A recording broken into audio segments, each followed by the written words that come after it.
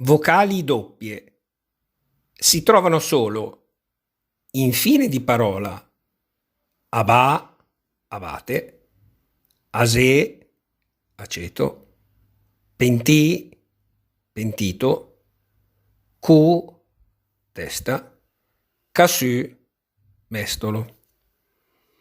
Nei participi passati, cantà, cantato, condì, condito, aveu, avuto. Nei nomi di mestiere che in italiano terminano in aio oppure in ere.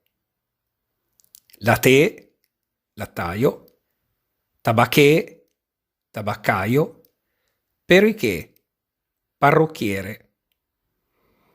E in altre forme verbali, cantarò, io canterò, vedarò, io vedrò, lavaré, voi laverete, leggi, voi leggete.